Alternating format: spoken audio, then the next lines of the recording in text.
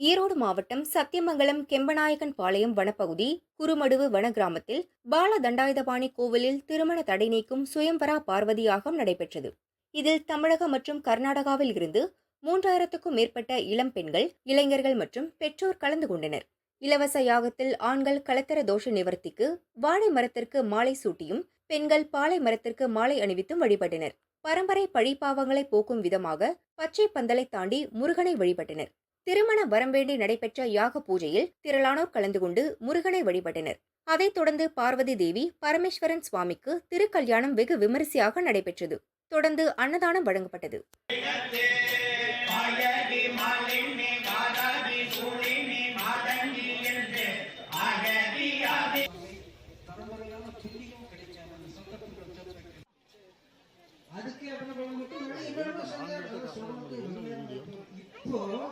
ஏதோ ஒரு காரியம் நடந்துச்சாமா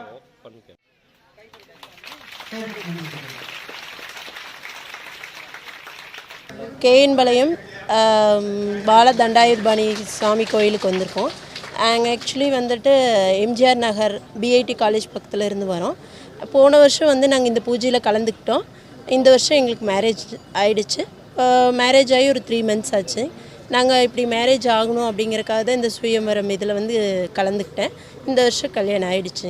நாங்கள் வேண்டுதல் வச்சுருந்தோம், நிறைவேறிடுச்சு. இந்த வருஷம் நாங்கள் ஜோடியாக வந்திருக்கோம்.